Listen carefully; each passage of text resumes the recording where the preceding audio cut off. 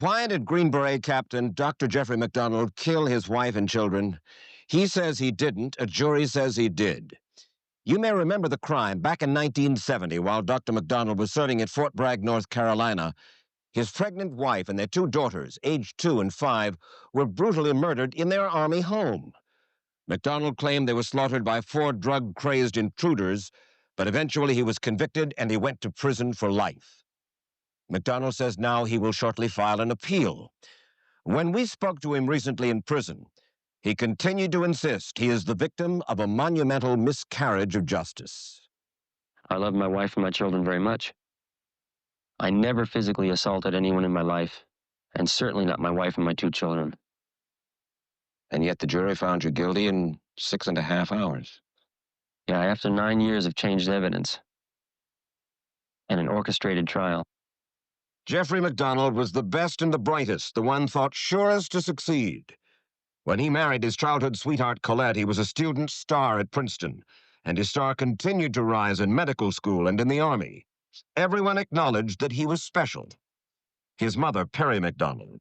Christmas Eve one year at his home when we was quietly celebrating, just a little Christmas Eve, there's a knock on the door and it's the neighbor upstairs and his child is ill, and Jeff just leaves the proceedings and goes upstairs and takes care of people. I mean, his neighbors love him and respect him. Totally. His former colleague, Surgeon Stephen Shea. He's not the kind of person that you would even begin to associate with something as brutal as a triple homicide. They were brutally beaten, savagely murdered. That's not Jeff. Right, all. Another friend, Dr. Kathy Mitz. Definitely. He truly believes in what we base our America on, the American way of life, the American justice, John Wayne, Mom, apple pie. It's true, he's really like that. Reporter Joe McGinnis spent 3 years investigating Jeff MacDonald, who granted him total access to his family, his friends, all his records, so that McGinnis might write the definitive book about him. It is called Fatal Vision. Incidentally, MacDonald will receive a quarter of every dollar McGinnis earns from the book. Thumbnail sketch of Jeffrey MacDonald, the man you know. Charming, engaging, and absolutely ruthless and beyond morality. And yet he has all of these friends who lived with him for 10 years who would say, McGinnis, you don't know what you're talking about. This is a gentle, caring, decent, fine, giving man. That's all true. That's all true. I'm not in any way attempting to deny that he's any of those things. All I'm saying is that on the basis of attending the trial every day and spending 3 years of full-time research afterwards, that there's no question that this gentle, caring, giving man also beat and stabbed to death his pregnant wife and his 2 young daughters. It was one of those sensational crimes that attracted nationwide attention, including this report from CBS News correspondent Bob Schieffer. When military police arrived at the MacDonald home early on the morning of February 17th, they found the captain sprawled on a bedroom floor. His wife, who had been expecting a child, lay dead beside him. She had been beaten and clubbed. The children, Kimberly and Kristen, had also been stabbed to death. MacDonald told a bizarre story. 3 young men and a woman had attacked the family for no apparent reason. After the attack, they scrawled the word pig on the headboard of the bed. The first thing that I remember was simultaneously sort of opening my eyes from the couch, seeing some people at the end of the couch, and hearing Colette. Colette saying, Jeff, why are they doing this to me? And hearing a scream at the same time, which I've always interpreted to be Kimmy's voice, my oldest daughter. yes. It wasn't really clear what was happening. And so you got up and went to... No, I tried to get off the couch, and that's where the initial struggle occurred. That's where I was assaulted, apparently received some wounds, including stab wounds and several blows to the head. When I first got to the bedrooms, everyone had been assaulted. I mean, the first time that I saw both Colette, Kimmy, and Christy, they had been murdered. That has been Dr. MacDonald's story from the beginning. But Joe McGinnis says it's a smokescreen MacDonald made up the night of the murders. Murders triggered by a bitter argument with his wife. McGinnis summarized for us what the prosecutors told the jury. The attack upon his pregnant wife and on the 5-year-old girl apparently occurred in the same burst of rage. He struck them both with a club, fractured skulls, cheekbones. Then what's most terrifying to contemplate, what's worse to think of, is that having already mortally wounded his wife and killed his 5-year-old daughter, Kimberly, in order to make the cover story stand up, he was going to have to walk into the bedroom of his 2-year-old daughter, Kristen, and kill her too. Going into the bedroom of the 2-year-old daughter and stabbing her 30 times with knife and ice pick in the chest and back, laying her across his lap, stabbing her, turning her over and stabbing her again. Autopsy found, in addition to the horrendous wounds in her chest and back, knife cuts in her tiny little fingers as she had raised her hand in an attempt to ward off her father, who was coming at her with a knife. Whose version is accurate, MacDonald's or his accusers? Back in 1970 at Fort Bragg, U.S. Army investigators had concluded the doctor was guilty. But their investigation was sloppy, and a military tribunal that heard their evidence cleared MacDonald. Shortly afterward, he quit the Army. A year and a half after the murders, Jeff MacDonald, wanting to put the whole tragic episode behind him, moved to Southern California. He joined the staff of St. Mary Hospital in Long Beach, and before long, he was director of the Department of Emergency Medicine here. MacDonald was an extraordinary surgeon, an innovator in emergency room care. He was on the faculty of UCLA and USC medical schools, respected by everyone, including the local police. Officer James Fortier. Anytime a policeman got shot or injured in the line of duty and they're brought to this hospital, he was to be notified and he would be here immediately to work on those officers. For over 10 years, Jeffrey MacDonald led a stereotypical Southern California bachelor's life. This was his condo here in Huntington Beach. That was his boat, the recovery room, tied up just outside. A prosperous doctor, he had a succession of attractive young girlfriends who saw him here. But the young woman who says that she was then and remains today his best friend is Dr. Kathy Mitz. One gets the sense that when he finally moved to Southern California, that he decided to live a Southern California lifestyle. Self-indulgent to a certain degree. Free. I can assure you he was never free for one moment. He has never forgotten the events that changed his life. He's agonized over them, will never understand them, and kept himself busy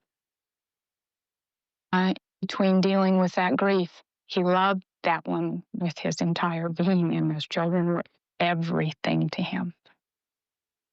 They also were everything to his wife Colette's mother and stepfather, Mildred and Freddie Kassab, who proclaimed MacDonald's innocence and stood by him from the first. They swore with him that they would find the murderers. And after he took off for California, they continued to search for the killers. They began by reviewing the unpublished Army Tribunal records and arrived at a stunning conclusion that the killer was their own son-in-law, Jeffrey MacDonald. You see, you have to remember that I went through that transcript with a fine-tooth comb. I must have read that transcript at least 100 times. I got permission from the government, and with agents, I was allowed in the house to reconstruct the murders from his story of what happened in that house that night.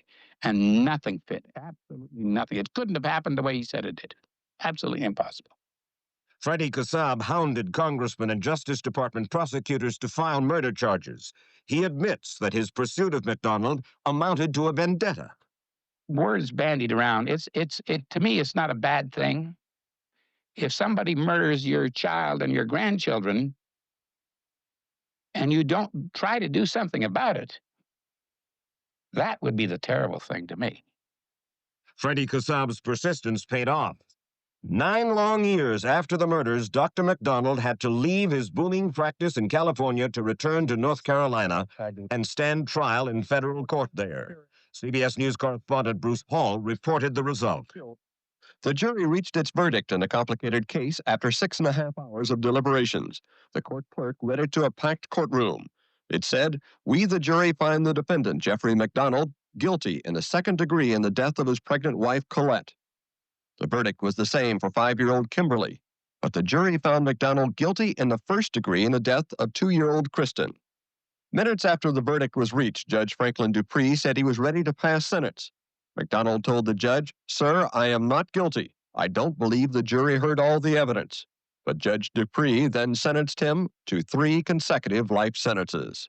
Was there never a moment, Mrs. MacDonald, when you said to yourself in some tough night, maybe something strange, some aberration happened, and maybe my boy was guilty? Yes, it did happen. It has to happen, I'm sure, only based upon the fact that human beings are complex and human, absolutely. But you see, Mr. Wallace, you would have to examine his entire life to realize that he shows no aberration.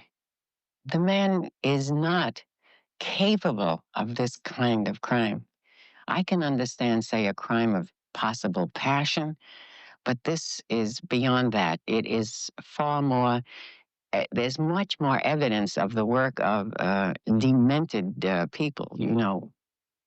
Joe McGinnis says that Jeff MacDonald he came to know is a consummate actor and that he plays his part so well that he can lie more persuasively than some other people can tell the truth. And apparently he wasn't always the loving and loyal husband he was thought to be. He takes things out of thin air and declares them. He wrote a letter to me saying that, you know, we discussed my infidelities, that I discussed his infidelities. Can you imagine me discussing him cheating on my daughter? He really believes these things after he says them. But being a liar doesn't necessarily make you a killer, and a family argument doesn't often turn into homicide. Even government prosecutors couldn't come up with a motive or an explanation of how a man like MacDonald could have committed so brutal a crime.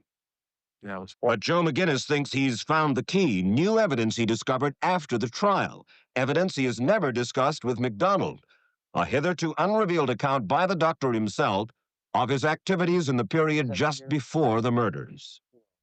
In his own handwriting, in notes prepared for his own attorneys, he goes into great detail about his consumption of a drug called esketrol, which is no longer on the market. It was voluntarily withdrawn in 1980 because of dangerous side effects.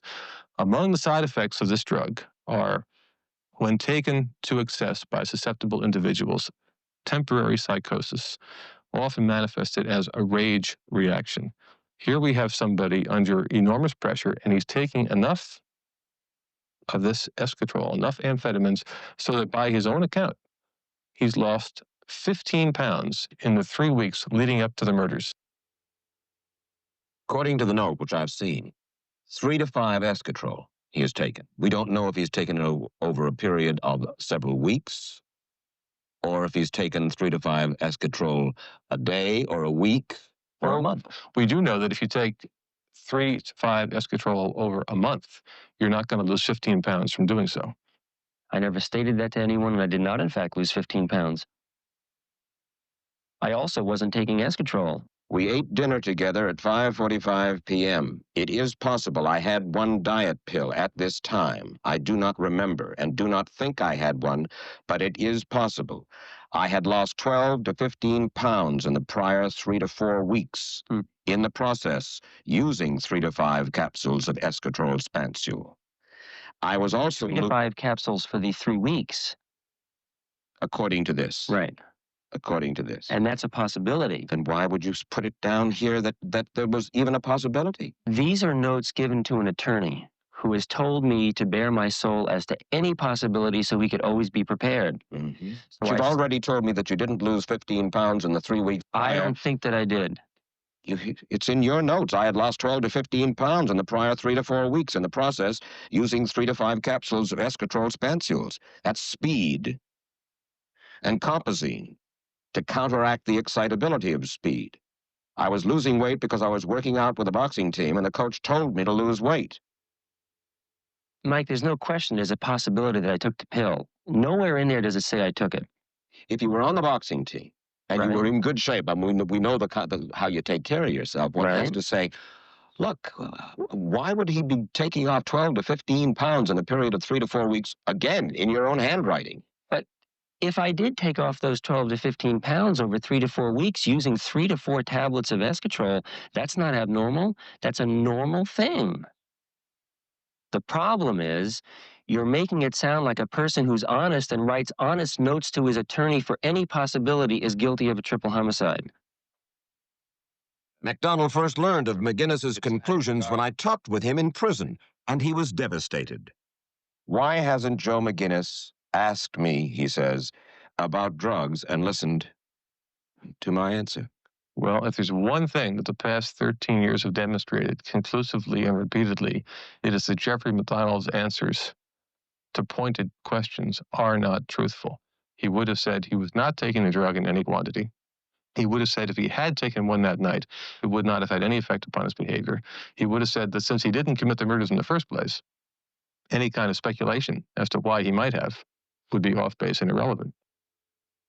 As we said earlier, MacDonald intends to file a motion for a new trial based on new evidence he says will corroborate his story that the murders were committed by the 4 intruders. Meantime, his old hospital office is waiting for him exactly as he left it. Walls covered with his plaques, his degrees. What do you want to happen to him? I want him to stay where he is, in jail. And you, Mrs. Kassab? I feel the same way about it. To someone of Jeff's temperament, losing face and being in jail is far worse than death.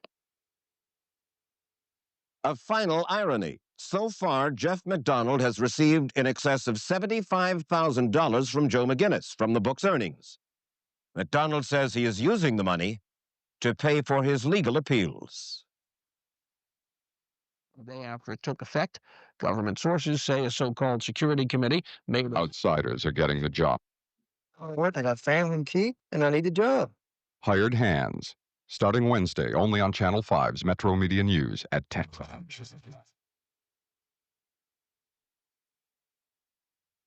Fatal Vision. Joe McGinnis started being on Panorama many years ago when he wrote about the 1968 campaign, a bestseller it was. Selling of the President, I think, or something like that. Something like that. Joe is a fine writer and has written this book about one of the most intriguing military trials and convictions ever. Dr. Jeffrey MacDonald, Green Beret, all-American boy as such, ends accused of murdering his pregnant wife and 2 daughters, aged 5 and 2, in 1969 on the fort, wasn't it? At the fort? Fort Bragg, North Carolina, yeah. Now, as I understand it, when you got involved with this, wasn't MacDonald hoping that you would prove him innocent? Well, this was in 1979. 9.5 years had elapsed since the crimes. The military had charged him, had dropped the charges. He had become a civilian. He had moved to Southern California, established a very lucrative medical practice, was a member of the community. He was held in such high esteem that the Long Beach Police Officers Association was holding a fundraising dinner and disco dance benefit to raise funds for his defense when I first encountered him in California. And he was very interested in having somebody write a book which he said would tell the true story, because he felt that the truth would set him free, which in fact it did just the opposite. What you found out was the truth convicted him. Yes, the jury convicted him in August of 1979, and I spent the 3 years after that continuing to probe deeper into the background of this man and of this case. And of course, the book which has resulted is not a book which is bringing any joy to his heart, but on the other hand, he brought no joy to the hearts of his wife and children. Are his appeals gone? Finished. The case is closed. The Supreme Court earlier this year rejected his last bid for any And kind what of is he, appeal. life? Is he life or Three consecutive life terms, which he's now serving in Bastrop, Texas. But he continues to maintain his innocence, and he continues to insist that new investigators will uncover new evidence, and he'll be back in court with a new motion for a new trial sometime this year. And it's 13 years later, he still has a coterie of hardcore believers, too. in the beginning, the investigators believe? Well, the original investigators didn't ever believe him, but the original investigation was handled so badly that by the time it came time for the military to conduct its private 4-month-long hearing, the hearing officer concluded that the charges against him were not true. And then he went off to practice medicine. But his father-in-law never really believed the story that there was an intruder in the house. Well, the father-in-law, this is the most interesting turnaround in the whole book, in the whole case. The father-in-law at first was his staunchest, most outspoken defender. At the military hearing in 1970, the father-in-law actually said, if I ever had another daughter, I would still want the same son-in-law. This was the best friend Jeffrey MacDonald had. However, Jeffrey MacDonald began to tell the father-in-law lies. Jeffrey MacDonald went on the Dick Cavett show and told Dick Cavett he'd been stabbed 18 times during this attack. The father-in-law had seen him in the hospital the day of the murders and knew that he hadn't been stabbed 18 times. Then MacDonald told the father-in-law he had gone out, had tracked down one of this band of drug-crazed intruders, and had killed him. The father-in-law found out that this wasn't true either. Then the father-in-law got a copy of the transcript of this private military hearing and found dozens of inconsistencies and things were absolutely impossible to believe, and slowly, very painfully, came to the conclusion that the man who he had so staunchly defended was, in fact, the murderer of wife and That children. sent him on the crusade to bring it back into court. That's right. Which took until 1975 before an indictment was finally handed up. The Justice Department did not want to touch this case. This was a man, a physician, a Princeton-educated physician with friends in high places, a very articulate man, a man who had already proven an ability to defend himself very, very well against the Army's original charges. They didn't want to get near the case, but the father-in-law and one military attorney named Brian Murtaugh, who is now working for the Justice Department's Criminal Division, simply would not let the case die. They felt that somebody must be made to pay for the lives that were taken in 1970. Joe, quickly before we close, there has been a lot of criticism over the years about the military justice system. Is it present here? Does the system stand up good or bad? Well, I think the civilian justice system stands up a lot better. It took a long time to bring him to trial as a civilian, but in 1970, the fact that the Army was willing to drop these charges without proceeding to a court-martial is something which I think is indefensible. It's a fascinating story for if you had read about Dr. Jeffrey MacDonald's case in the papers as it moved along. Now the ultimate story is here, Fatal Vision. Joe McGinnis. Good to see you again, Joe. Nice to see you, Maury. Always good to see you. We'll be back in a moment. We'll run out of here the right way after this.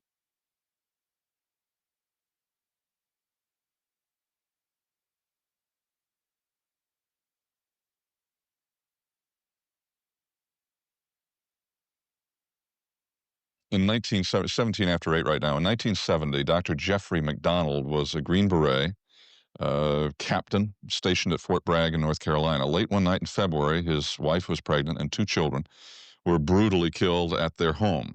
MacDonald said that he had tried to fight off what he called 4 hippie types, but failed. After a long Army investigation, the Army said MacDonald was free man. But 5 years later, he was again charged with the murders of his wife and 2 children. He was convicted of those crimes in 1979, 9 years after the fact. MacDonald is now serving 3 life sentences in a penitentiary in Texas. Joe McGinnis has detailed MacDonald's story in a new book called Fatal Vision.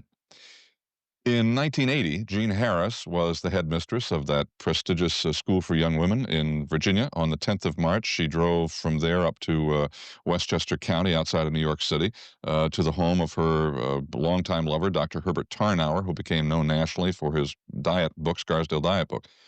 She, Mrs. Harris, has been convicted of murdering him that night. Shana Alexander has told Jean Harris' story in her book, Very Much a Lady. And Joe McGinnis and Shana Alexander are with us this morning. Good morning, Shana. Welcome back. Joe, nice to have you with us this morning. Thank you, David. Why, with all of you, both of you, with this extensive experience as journalists, writers, and so forth, pick subjects, pick murders to devote your energy and time to? Well, I've only been in the murder business, that previous book and my current book. Yeah, but that's what I meant. Yeah. Why? Yeah, well, for me, truth has always been more interesting than fiction. People ask me why I don't write novels, and I say I can't make up anything that's as fascinating and compelling to me as material as what really happens. Mm-hmm. But you have to be scrupulous in how you deal with reality, particularly when you're dealing with real people who are, in these cases, in real trouble. So it heightens the caution level when you sit I would down say so, absolutely. And you have to be scrupulous, and you have to be clear with the reader up front what you're doing and what the arrangement is and what the deal is. That raises a whole number of questions. Joe, why the subject, though? For me, what first fascinated me was the passage of time. Here was this man who I met in California in the summer of 1979. The Long Beach police officers were holding a disco party to raise funds for his defense. 9.5 years have gone by since these murders were committed. Now, for the first time, he's being brought back to North Carolina to stand trial. I said, what is it about this man that has either A, enabled him to get away with murder for almost a decade, or B, what is it in his character that, even though he's innocent, has caused him to still be suspected, in fact, accused for this length of time? All right, you got to know him very well. I lived with him during the trial. All right, how can you get that close to somebody and get to know them that well and then turn around professionally, pull back, and write objectively about your subject? I couldn't. You couldn't. And furthermore, I think that one shouldn't. Because if you tunnel that far into somebody's life, then I think you inevitably become too influenced by your subject. You don't have the necessary distance to write with some kind of objectivity. So what do you do then? I mean, how do you approach the material then, or how do you approach your reader then? I think, well, you tell the reader up front. My book on Jean Harris says on page 1, first sentence, how I got involved. And it says precisely what my arrangement with her was. She didn't ask my permission, and I didn't give her any permission to read my manuscript. No deal, nothing. She took it on faith, and I couldn't work any other way. I think that any other kind of writings in this area is inevitably tainted. I respect Joe as a journalist, and I thought his Nixon book was stunning. I think this book has a serious problem at the core of it. Now, what's the problem? Because now, Mr. MacDonald got a quarter of the profits, right? Yeah, he did. And without that, there would be no book. And without the book, the truth would never have been told about what happened to that poor pregnant woman and those 2 little girls. That's what I came to care about, telling what happened to those people who could not speak for themselves because they were dead, because he had killed them. You believe he is guilty of having committed the crime? No question about it whatsoever. Well, there is a question in the minds of many people. A judge called me early this morning who had read all of your book. I've only had a chance to read about half of it. And the judge said there was a genuine question in her mind, and there is in my mind. You say he took drugs, you discovered this, but there's no scientific evidence about the drugs. He disputes the fact that he took as many as you say. Well, Shane, he wasn't convicted on the basis of any drug abuse. The jury convicted him after only 6.5 hours of deliberation on the basis of physical evidence that stood up over 9.5 years. That verdict was upheld by the Fourth Circuit Court of Appeals unanimously and by the United States Supreme Court. If you can't say a man is guilty under those circumstances, when can you ever? How is it different, Shana? You say that you believe that Jean Harris was not guilty as charged, correct? How is that different from Joe saying, I believe Mr. MacDonald was guilty as charged? That is not different, but I think that I present my information and I let the reader judge. I don't say anywhere in my book that she was not guilty as charged. I give my opinion, but it's not expert opinion, and it's not tainted opinion because there's no tainted by the money. You mean? Tainted by the Mr. money. I think the checkbook journalism, however it is practiced, and for whatever reasons, and if he won't give you the story unless you give him the money, then I think you're obliged to do the story without him. In the book that I'm working on now, it's a book about a woman on the board of the New York City Ballet who was convicted last week of first-degree murder, getting her 17-year-old son to murder her 76-year-old father. The son's alive. He's in prison. The mother's in prison. The widow, in other words, the old grandmother, is alive. There's a 10-year-old child. All these are real people and I've talked to all of them, and they're other family members. But I think to talk about taints in this case is ridiculous, because if I had written a book which took the position that MacDonald was innocent and he was receiving money for it, then I would be a hired gun. Then I would be a paid hand.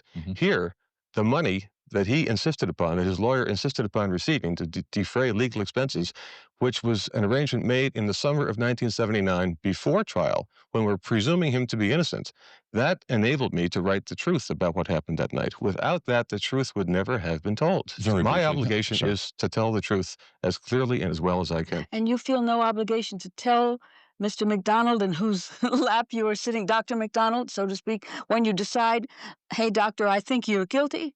You're guilty as hell? You don't tell him until he opens the book and reads it? It's certainly not my obligation to confront a subject with what my opinion of him or her may be while I'm in the process of reporting. That's not professional. I couldn't do what you were able to do. Joe and Shana, thank you very much. I didn't realize we're going to have this particular discussion. And 9 o'clock.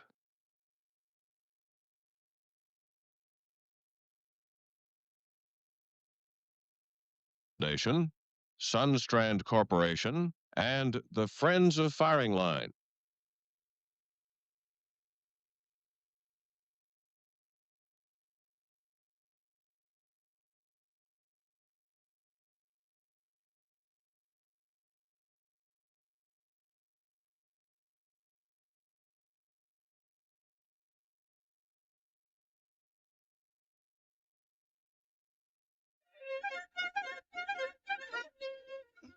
A lot of people followed the case of the so-called Green Beret murders, as some people referred to the killing of the wife and 2 little girls of Dr. Jeffrey MacDonald at Fort Bragg, North Carolina in 1970, and a lot more have interested themselves in the event since the publication of Joe McGinnis's book,